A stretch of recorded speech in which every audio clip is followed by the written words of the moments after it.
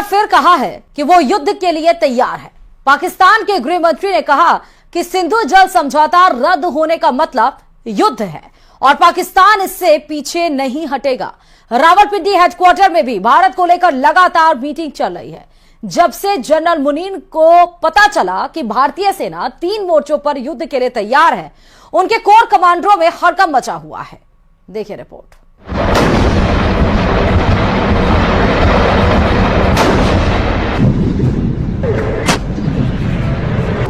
भारत के दुश्मनों को 3 तरफ से घेरा जा रहा है।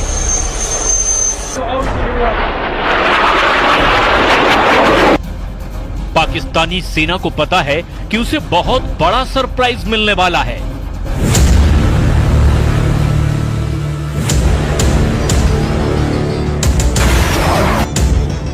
क्योंकि पहलगाम में पाकिस्तान के आतंकियों ने जो किया उसकी माफी नहीं, सजा मिलेगी और वो भी सजाए मौत मिलेगी।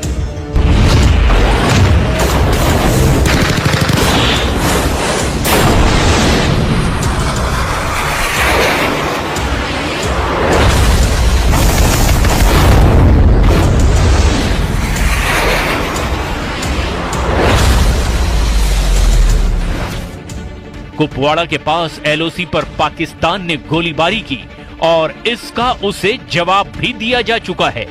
रिपोर्ट है कि अगर पाकिस्तान ने 600 गोलियां चलाई तो भारत ने इसके जवाब में 1300 राउंड फायर कर दिए।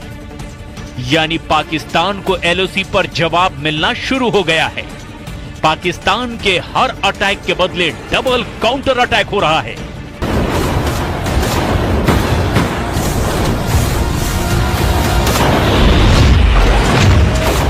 जमीन पर हो रहे एक्शन के बाद अब आसमान और समंदर में भारत के तेवर देख लीजिए, क्योंकि पहलगाम में हुए आतंकी हमले ने श्रीनगर और पठानकोट से लेकर अरब सागर तक बड़ा जाल बिछाना शुरू कर दिया है।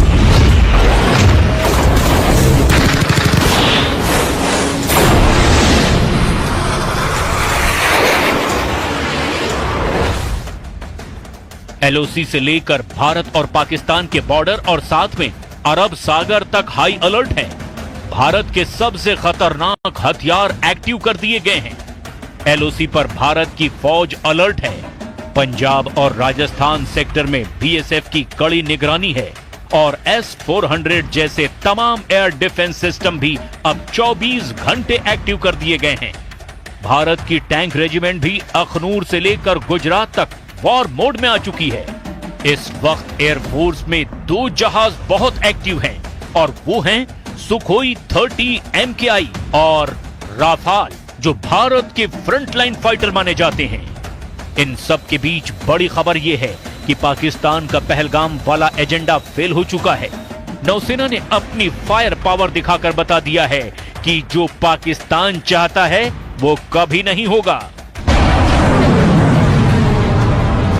कि पहलगाम में आतंकी हमला भारत को बांटने की साजिश थी, जो पूरी तरह से नाकाम हो चुकी है।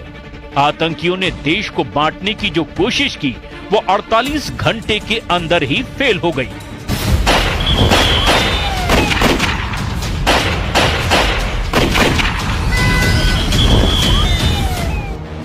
पहलगाम में धर्म पूछकर हत्या करना साफ साफ भारत को सांप्रदायिक रूप से बांटने की कोशिश है और आतंकियों के जरिए पाकिस्तान की रची गई इस साजिश को सीधे सीधे भारतीय नौसेना ने मुंहतोड़ जवाब दिया है।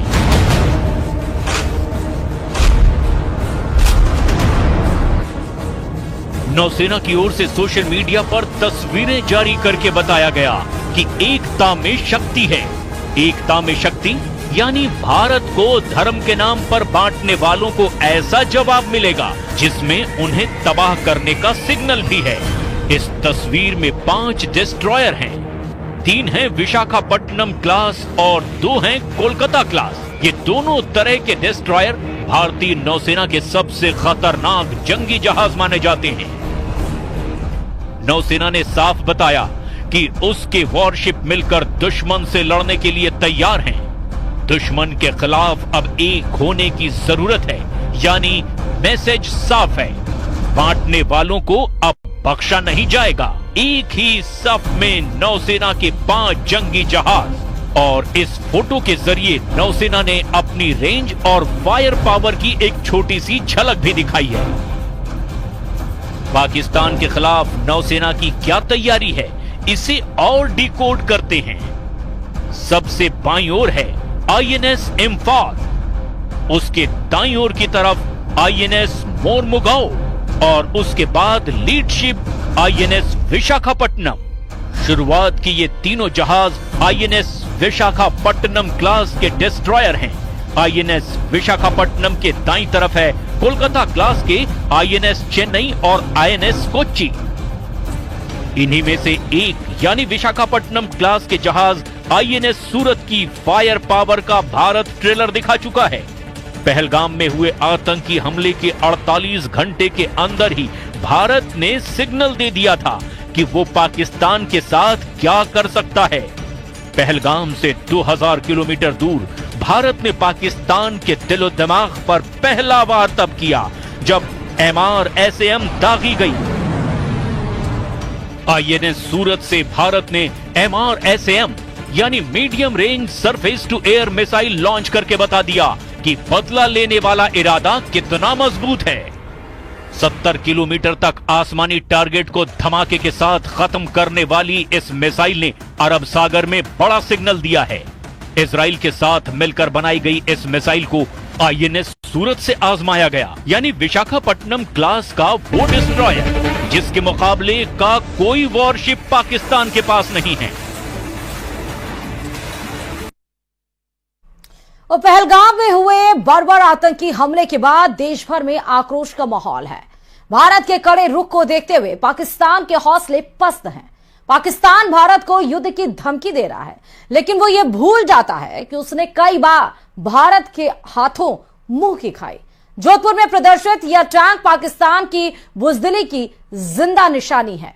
बनार रोड की तरफ जाने वाली सड़क पर रखा गया है T-59 टैंक पाकिस्तान की बुजदिली और भारत की सेना की शौर्य का जीता जागता सबूत है। पाकिस्तान युद्ध अगर करता है या युद्ध की बात करता है तो हमें इतिहास के झरोकों में झांकने की जरूरत है कि पाकिस्तान की वीरता कैसी रही है और भारत के साथ पाकिस्तान के युद्ध रहे हैं, उनमें क्या परिणाम रहे हैं। हर युद्ध पाकिस्तान हारा है। आप मेरे पीछे देख सकते हैं, ये एक पाकिस्तानी टैंक है जो 1971 युद्ध के दौरान बुजदिल पाकिस्तान लड़ने आया था भारत से, लेकिन अपने हथियार ही छोड़कर चला गया। और वो हथियार छोड़ के जब भागा तो इन हथियारों को अलग अलग शहरों में प्रदर्शित किया गया। ये पैटर्न टैंक है। तत्कालीन समय में सबसे अत्याधुनिक टैंक जो कहे जाते थे, ये टैंक लेकर पाकिस्तान 1971 के युद्ध में जो मैदान में उतरा था, युद्ध के मैदान में। दरअसल इन टैंक को जोधपुर में लाने का श्रेय सलोड़ी निवासी जोराराम बिश्नोई को जाता है, जिन्होंने 1971 में पाकिस्तान सेना के 10 T-59 टैंक को अपने ट्रैक्टर की मदद से 13 दिन के अंदर युद्ध क्षेत्र से जोधपुर तक पहुंचाया था। युद्ध के बाद इन टैंकों को अलग अलग उद्देश्यों के लिए इस्तेमाल किया गया, जबकि कुछ को सैन्य संग्रहालयों में प्रदर्शित किया गया ताकि लोग युद्ध की स्मृति और भारतीय सैनिकों की बहादुरी को याद रख सके, जो 1971 के युद्ध में पाकिस्तान से जीते गए थे। ये टैंक उस युद्ध में भारतीय सेना की विजय का प्रतीक है। हाँ, बस 1971 में ये छोड़ के चले गए थे। वो कुछ नहीं, गिद्दड़ बम के है, उससे कुछ नहीं होने वाला है।